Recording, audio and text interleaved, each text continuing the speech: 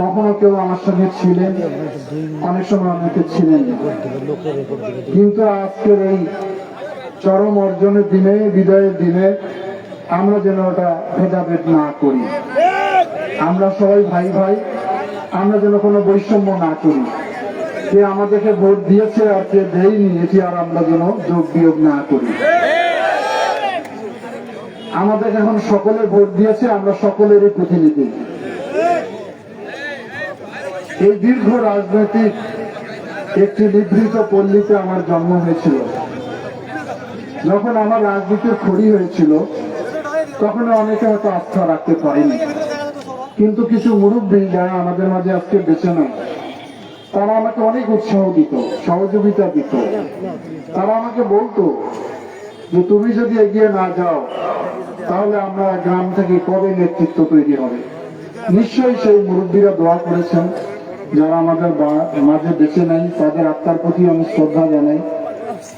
তাদের দোয়ায় আজকে হয়তো আমরা বড়বাড়ি ইউনিয়ন বাংলাদেশের একটি স্বনামধন্য জায়গায় যেতে পেরেছি।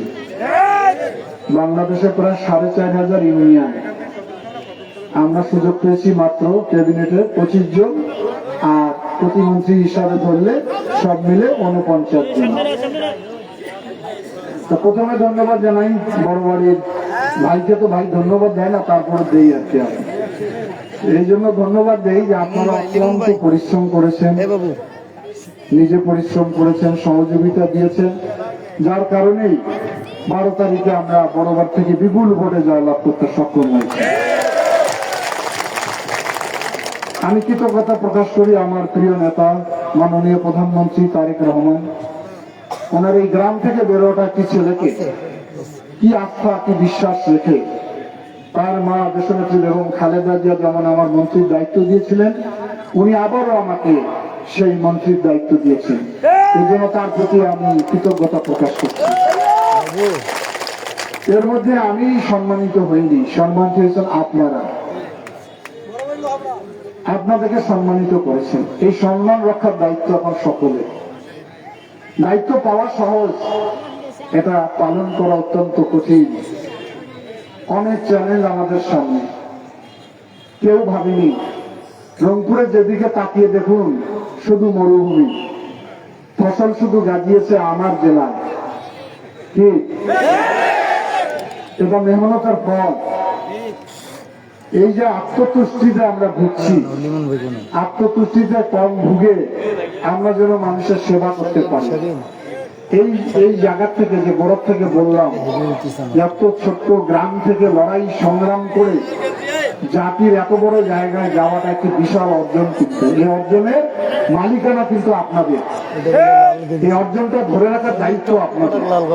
আপনাদের হয়তো প্রতিনিধি হিসাবে আমি কাজ করে যাব। আপনারা যদি আমাকে সহযোগিতা না করেন, আপনারা যদি অস্থির হয়ে যান, আপনারা যদি বিদ্বেষপূর্ণ হয়ে যান, আপনারা যদি হিংসা পরায়ণ হয়ে যান, তাহলে তো আমি সুন্দর সমাজ, সুন্দর লালমনিরহাট করতে পারবো না। আর একটা কথা বলি, বাংলাদেশের আগের মতো চলবে না। যদি আগের মতোই চলতো তাহলে এত রক্তপাত, এত আত্মহত্যা, এত জেল আমাদের হতো না। একটা পরিবর্তনের আকাঙ্ক্ষা নিয়ে বাংলাদেশের মানুষ বিএনপিকে ক্ষমতায় পাঠিয়েছে। অনেক ষড়যন্ত্র হয়েছে, অনেক ঘটনা ঘটেছে নির্বাচনের পূর্বে, নির্বাচনের দিনেও। তারপর মহান আল্লাহ তাআলা দেখেন সঠিক সিদ্ধান্তটা দুনিয়াতে পাঠিয়েছেন। এটা আমাদেরকে বুঝতে হবে। এই কারণে আমাদেরকে সবচেয়ে বেশি সহনশীল হতে হবে বড়বাড়ির মানুষকে। আমার নামের সঙ্গে বড়বাড়ির নামটা যুক্ত হয়েছে, সে কারণে এটার মর্যাদাটা আপনারাই বুঝতে পারবেন। বাইরে যখন যাবেন তখন নিশ্চয়ই আপনাকে একটা ভালো জায়গা বসতে দিবে, আপনাকে একটু আদর করবে, সম্মান করবে, জিজ্ঞাসা করবে দুলু ভাইয়ের বাড়ির কোন দিকে বাড়ি, কেমন মানুষ। এটাই তো তৃপ্তি। সেটা যদি আমরা নিজেরা নষ্ট করি, আমাদের মধ্যে অহংকার তৈরি হয়, হ্যাডম যাকে বলি আমি আর কি। বড়বাড়ির মানুষের কোন অহংকার, হ্যাডম তৈরি করা যাবে না। মানুষ যেখানে আপনাকে সালাম করে সেখানে আপনি মানুষকে কেন বল প্রয়োগ করবেন, ক্ষমতা দেখাবেন? মানুষ তো আমাদের ক্ষমতা, আল্লাহ আমাদের ক্ষমতা দিয়েছে, সেই ক্ষমতাটা মানুষের কল্যাণে, মানবিক কাজে, সম্প্রীতি বাংলাদেশ সম্প্রীতির লালমনিরহাট, আলোকিত লালমনিরহাট করার কাজে আমরা নিয়োজিত থাকব। আমরা 17 বছর লাঞ্ছিত হয়েছি, বঞ্চিত হয়েছি, বৈষম্য শিকার হয়েছি। আমার ইউনিয়নের নাম আগে খাতায় দেখলে একবার না 3 বার কেটে দিত। আল্লাহর কি হুকুম দেখেন, সেই নামকে আল্লাহ কোন মর্যাদা অধিষ্ঠিত করে দিল। এইটা যদি খেয়ালে রাখেন তাহলে তো কষ্ট পাওয়ার কোনো কারণ নেই। আমাদের বসার জায়গা ছিল না, আমাদেরকে ভালোভাবে লোকে নিত না রাজনীতি করার কারণে। অনেকে হয়তো বলতেন যে দুলু ভাই রাজনীতি করার জন্য আমার বড় বাড়ির মানুষের উপর এত নির্যাতন হয়। ঠিকই, কোনো কাজে কষ্ট থাকবে, তারপরে তো সুখ ভোগ। এখন কেমন লাগতেছে? মাত্রই কয়জনের এই কষ্ট করেছেন যেন আজকে সুখ পেয়েছেন। আমি তো কোনো নেতা না, আমি সেবক। আমি মানুষের সেবা করতে চাই। আমি আমার নামের সঙ্গে যেহেতু এই ইউনিয়নটা জড়িত, এমন কোনো ব্যক্তি নাই, এমন কোনো লোক নাই, এমন কোনো মাটি নাই, এমন কোনো বালুকণা নাই যেখানে আমার পা পড়ে নাই। অনেকে ক্লান্ত হয়েছিলেন, আমি কিন্তু ক্লান্ত হইনি। আমি জানি একদিন সুবাতাস বইবে। যারা একদিন বৈষম্য করেছেন, আমার ইউনিয়নটাকে সেইভাবে উন্নয়ন তো দূরের কথা, অপমানিত করেছেন কোনো কোনো ক্ষেত্রে, এখন তো সেটা দেওয়ার পালা এসেছে আমাদের হাতে। সেই কাজটা তো আমাকে করতে হবে। আমি সেটা মনোযোগ দিয়ে করার চেষ্টা করব। আপনারা অধৈর্য হবেন না, অস্থির হবেন না। কি পাইলাম আর কি দিলাম। আমাদের ইতিমধ্যে আমাদের মাননীয় প্রধানমন্ত্রী শপথের পর থেকে লাগাতার বৈঠক করেছে আমাদের, প্রতিদিন ঘন্টার পর ঘন্টা। উনি অনেক নির্দেশনা আমাদেরকে দিয়েছেন কেমন বাংলাদেশ উনি করতে চান। কারণ আমাদের নেতা তারেক রহমান এমন একজন ব্যক্তি, যার বাবা প্রেসিডেন্ট ছিলেন, যার মা প্রধানমন্ত্রী ছিলেন, উনি বাংলাদেশের প্রধানমন্ত্রী হয়েছেন, বিশ্বের রেকর্ড নাই। উনি আর কি চান? উনি চান একটি সুন্দর মানবিক গণতান্ত্রিক দুর্নীতিমুক্ত বাংলাদেশ চান। ওনার আচরণ দেখেন, ওনার বিনয়ী ভাব দেখেন। উনি প্রধানমন্ত্রী, ঢাকার যানজটে গাড়ি দাঁড়ায় থাকেন। এখান থেকে অনেক মেসেজ উনি আমাদেরকে দিয়েছেন। আমার দৃঢ় বিশ্বাস ওনার নেতৃত্বে একটি সুন্দর বাংলাদেশ আমরা অল্প কিছুদিনের মধ্যে দিতে সক্ষম হব। ওনার যে আগ্রহ, আমি আজকের কথাই বলি, আমি সেই সকালে রওনা হয়েছি ঢাকার পথে। হঠাৎ উনি ফোন করলেন আমাকে, উনি সালামটা দিলেন আমাকে প্রথম। আমি বুঝতেই পারিনি, ওই নাম্বারটা আমি বুঝিনি, ওনার নাম্বার ছিল না। বলো যে দুলু সাহেব, বাংলাদেশে কোথায় জানি ভূমিকম্প হয়েছে। আমি ওই ডিজাস্টার ম্যানেজমেন্টের মন্ত্রী, আমি তথ্যটা জানি না, উনি আমার আগে জানছেন। এটা তো আমার ব্যর্থতা হয়েছে। আমি তাৎক্ষণিকভাবে খবর নিলাম যে সুনামগঞ্জের ছাতক হয়েছে গতকাল, আর আজকে নেত্রকোনায় হয়েছে দুপুর 12টা। সেটা ভয়াবহ কোনো ভূমিকম্প নয়, সেটা হলো 4 স্কেলের, একটা হলো 3 স্কেল। আমি তাৎক্ষণিক রিপোর্ট দিচ্ছি। আবার উনি গোবিন্দগঞ্জ পার হওয়ার আবার ফোন করছে আমাকে। কোনো দুর্ঘটনা তো ঘটেনি, কোনো হতাহত তো হয়নি গুরু সাহেব? আমি যে না হয়নি। এ কথাটা এই জন্যই বললাম যে কত আন্তরিক, কত সূক্ষ্ম ব্যাপারে উনি আমাদেরকে কমান্ড করতেছে। কত ছোট বিষয়ে উনি এলাকায়। আমরা রমজান মাস, দ্রব্যমূল্য যাতে সহনীয় পর্যায়ে থাকে, এটা আমাদের প্রথম অগ্রাধিকার। আপনাদের ইফতারি, তারপরে তারাবি, সেহরির সাথে যাতে বিদ্যুৎ বিভ্রাট না হয় সেটাকে অ্যাড্রেস করতে বলছে, আইন শৃঙ্খলার উন্নতি করতে বলছে। আর আমাদের তো ম্যানিফেস্টো কিছু কথা বলাই ছিল, ফ্যামিলি কার্ড, কৃষক কার্ড, খাল কাটা, বৃক্ষরোপণ, এগুলো নিয়ে অলরেডি কর্মসূচি নিয়ে ফেলছেন, নির্দেশও দিয়ে দিচ্ছেন। অস্থির হবে না। প্রথম অবস্থায় আমরা 8টা উপজেলায় সারা বাংলাদেশে ফ্যামিলি কার্ড দিব ঈদের আগে।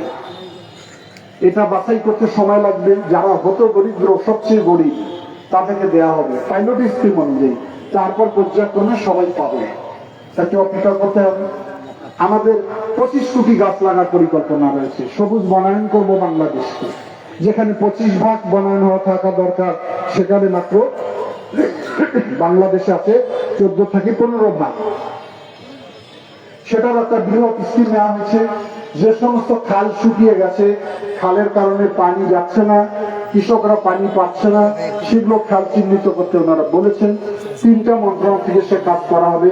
সেগুলো আমরা, একটা পানি সম্পদ মন্ত্রণালয়, একটি হলো স্থানীয় সরকার মন্ত্রণালয়, একটি আমাদের মন্ত্রণালয় থেকে আমরা সেগুলো চিহ্নিত করব।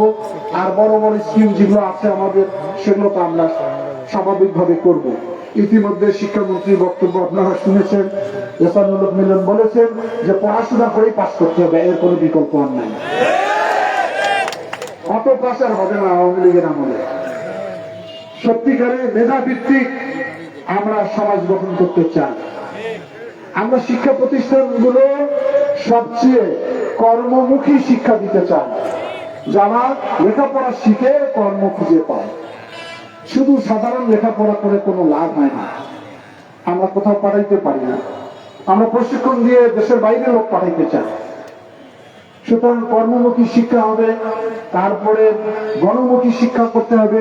শিক্ষা ক্ষেত্র তো ধ্বংসস্তূপে পরিণত হয়েছে, স্বাস্থ্য ক্ষেত্র ধ্বংসস্তূপে পরিণত হয়েছে। এগুলো সামগ্রিক প্যাকেজ উন্নয়ন করা হবে জাতীয় ক্ষেত্রে।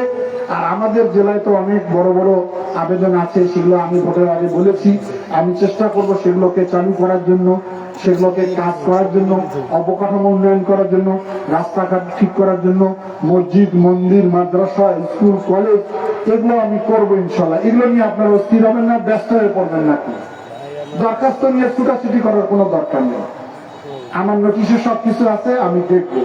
তো আর কথা বাড়াইতে চাই না, যেহেতু ইফতার এবং গার্ড অফ অনারের একটি প্রসঙ্গ রয়েছে। আমি বিদায় নিচ্ছি। আগের মতো আর দেখা হবে না আপনাদের সঙ্গে, এটা আমার সবচেয়ে বেশি কষ্ট। 2 দিনের মাথায় আপনাদের মাঝে ছুটে আসছি। বড় দায়িত্ব সারা বাংলাদেশে। বাংলাদেশ সবসময় দুর্যোগ, সবসময়। শীতে দুর্যোগ, শীতে লোক মারা যায়, বর্ষায় দুর্যোগ, বন্যায়, ঘূর্ণিঝড়, টর্নেডো, অগ্নি, রোড অ্যাক্সিডেন্ট, সব কাজ আমাকে করতে হবে। সুতরাং যেখানেই থাকি, যে অবস্থা থাকি, মন পড়ে থাকবে বড় বাড়িতে। আপনারা আমাকে ফোন করবেন, অসুবিধা নেই। জরুরি প্রয়োজন হলে আমি যদি ধরতেও না পারি, পরে যদি সময় পেয়ে অবশ্যই ফোন ব্যাক করবেন। আর যদি কোনো অভিযোগ কারো থাকে, আমাকে মেসেজ করবেন বা হোয়াটসঅ্যাপে জানাবেন।